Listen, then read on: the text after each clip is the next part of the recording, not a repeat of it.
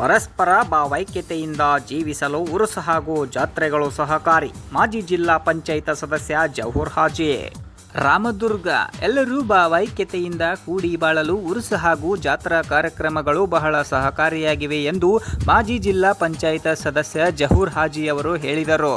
ಬೆಳಗಾವಿ ಜಿಲ್ಲೆಯ ರಾಮದುರ್ಗ ತಾಲೂಕಿನ ಮಾಗನೂರು ಗ್ರಾಮದಲ್ಲಿ ಶುಕ್ರವಾರ ಹಸೇನ್ ಹುಸೇನ್ ದರ್ಗಾ ಉರುಸಿನ ನಿಮಿತ್ತವಾಗಿ ಹಮ್ಮಿಕೊಂಡಿದ್ದ ನಾಟಕ ಕಾರ್ಯಕ್ರಮವನ್ನು ಉದ್ಘಾಟಿಸಿ ಮಾತನಾಡಿದ ಅವರು, ನಮ್ಮ ಹಿರಿಯರು ಎಲ್ಲ ಜನರು ಸೌಹಾರ್ದತೆಯಿಂದ ಕೂಡಿ ಬಾಳಲು ಸಹಕಾರಿಯಾಗುವಂತೆ ಉರುಸು ಹಾಗೂ ಜಾತ್ರೆಗಳಂತಹ ಕಾರ್ಯಕ್ರಮಗಳನ್ನು ನಡೆಸುತ್ತಿದ್ದರು. ನಮ್ಮ ಹಿರಿಯರು ಹಾಕಿಕೊಟ್ಟಂತಹ ಮಾರ್ಗದರ್ಶನದಲ್ಲಿಯೇ ಈಗ ನಾವೆಲ್ಲರೂ ಕೂಡಿ ಈ ಪರಂಪರೆಯನ್ನು ಮುಂದುವರಿಸಿಕೊಂಡು ಹೋಗಬೇಕಾಗಿದೆ. ಎಲ್ಲರೂ ಈ ನಾಟಕವನ್ನು ತಾಳ್ಮೆಯಿಂದ ವೀಕ್ಷಿಸಿ ಅದರಲ್ಲಿನ ಒಳ್ಳೆಯ ಅಂಶಗಳನ್ನು ಗುಣಗಳನ್ನು ನಮ್ಮ ಜೀವನದಲ್ಲಿ ಅಳವಡಿಸಿಕೊಳ್ಳುವ ಪ್ರಯತ್ನ ಮಾಡಬೇಕು. ದೇಶದ ವಿಷಯ ಬಂದಾಗ ನಾವೆಲ್ಲರೂ ಭಾರತೀಯರಾಗೋಣ, ನಾಡಿನ ವಿಷಯ ಬಂದಾಗ ನಾವೆಲ್ಲರೂ ಕನ್ನಡಿಗರಾಗೋಣ ಹಾಗೂ ಜಾತಿಯ ವಿಷಯ ಬಂದಾಗ ನಾವೆಲ್ಲರೂ ಮಾನವ ಜಾತಿಯವರಾಗೋಣ ಎಂದು ಮಾನವೀಯ ಮೌಲ್ಯವನ್ನ ಸಾರಿದರು.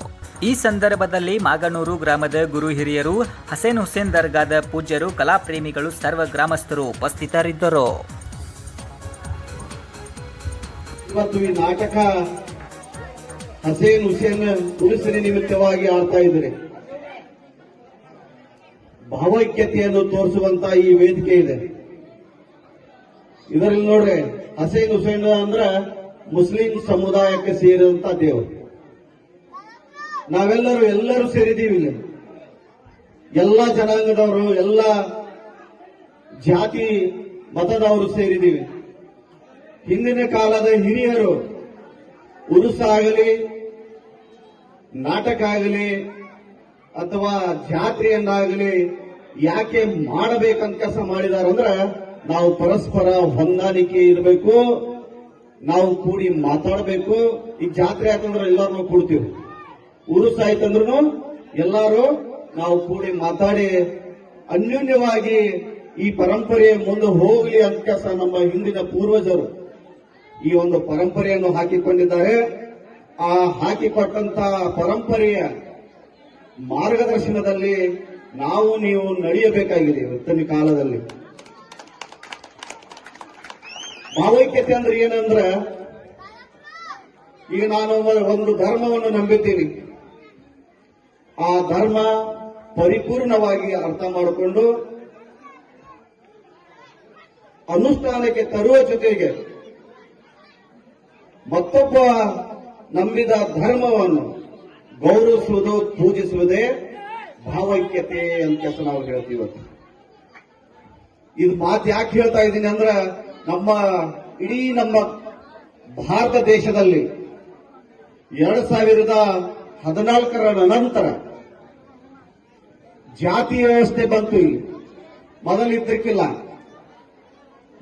ಜಾತಿಗಳ ನಡುವೆ ವಿಷದ ಬೀಜವನ್ನು ಬಿತ್ತುವಂತ ಕಾರ್ಯವನ್ನು ಚಾಲ್ತಿ ಆಯಿತು. ನಾವು ತಿಳಿಸಲಿಲ್ಲ, ಮತ್ತೊಬ್ಬರು ತಿಳಿಸಲಿಲ್ಲ ಅಂದ್ರೆ ಯಾರೂ ಹೇಳಿಕ್ಕೆ ಸಾಧ್ಯ ಇಲ್ಲ. ಈ ಗ್ರಾಮದವರು ಇಂಥ ಫಂಕ್ಷನ್ದಲ್ಲಿ ಹೇಳಬೇಕು, ನಾವು ಎಲ್ಲ ಜಾತಿಯವರು ಅಣ್ಣ ತಮ್ಮಿಂದರು, ನಾವು ಪರಸ್ಪರ ಈ ಹಳ್ಳಿಯಲ್ಲಿ ಯಾವುದೇ ಒಬ್ಬ ನಮ್ಮ ಮಾರುತಿಯನ್ನ ಹೋಗ್ತಿದ್ದಾನೆ, ನಮ್ಮ ಸಮಾಜದವ್ರ ಕಾಕ ಎಲ್ಲಿ ಹೋಗ್ತಿದ್ಯಾ ಅಂತ ಕೇಳ್ತಾರೆ. ಮೊಹಮ್ಮದ್ ಸಾಬ್ ಹೋಗ್ತಿರ್ತಾನೆ, ಕುರುಬ್ ಸಮಾಜ ಹೋಗಿ ಕೇಳ್ತಾನೆ, ಮೊಹಮ್ಮದ್ ಸಾಬ್ ಕಾಕ ಎಲ್ಲಿ ಹೋಗ್ತೀಯ ಅಂತ. ಇದ ಬಾಂಧವ್ಯ, ಭಾವೈಕ್ಯತೆ. ಇದು ಹಳ್ಳಿಯಲ್ಲಿ ಮಾತ್ರ ಉಳಿದಿದೆ.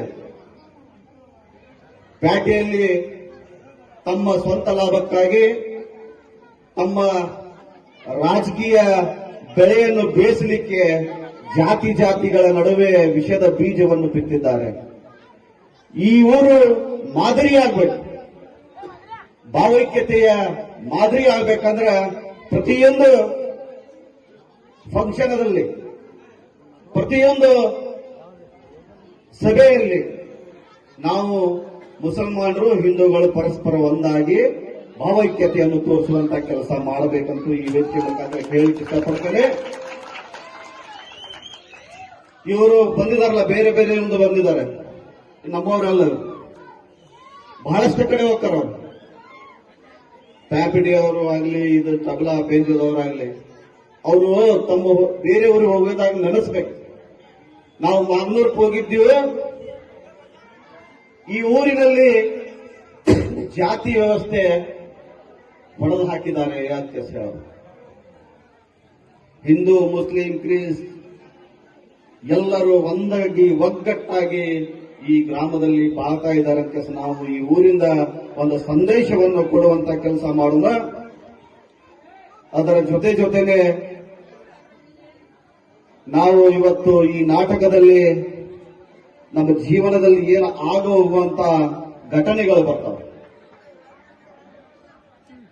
ಆ ಘಟನೆಯನ್ನು ತಾವು ತಮ್ಮ ಜೀವನಕ್ಕೆ ಉಪಯೋಗ ಆಗುವಂತ ಘಟನೆಗಳನ್ನು ಮಾತ್ರ ತಮ್ಮ ಮನಸ್ಸಲ್ಲಿ ಇಟ್ಕೊಂಡು ಬೇರೆ ಘಟನೆ ಇಲ್ಲೇ ಬಿಟ್ಟು, ಯಾಕಂದ್ರೆ ಸನ್ನಿವೇಶ ಯಾವ್ಯಾವ ಬರ್ತಾವೆ ಹೇಳಲಿಕ್ಕೆ ಬರಂಗಿಲ್ಲ. ಅಂತ ಸನ್ನಿವೇಶಗಳನ್ನು ಇಲ್ಲೇ ಬಿಟ್ಟು ಒಂದೊಂದು ಸನ್ನಿವೇಶ ಯಾವ ತರ ಇರ್ತದೆ ನಮಗೆ ಮಾರ್ಗದರ್ಶಕ ಮಾರ್ಗವಾಗಿ ನಮ್ಮ ಜೀವನದಲ್ಲಿ ಅಳವಡಿಸ್ಕೊಳ್ಬೇಕಾಗೈತೆ. ಅಂತ ಒಂದು ಅಳವಡಿಸಿಕೊಂಡು ಈ ನಾಟಕದ ಹುಡುಗರು ಏನು ಕಲ್ತಿದ್ದಾರೆ ಅವರಿಗೆ ನಮ್ಮ ಹಸೇನ್ ಹುಸೇನ್ ದರ್ಗಾದ ಆಶೀರ್ವಾದ ಅವರಿಗೆ ಇರಲಿ ಅನ್ನುವಂತ ಮಾತನ್ನು ಹೇಳಿ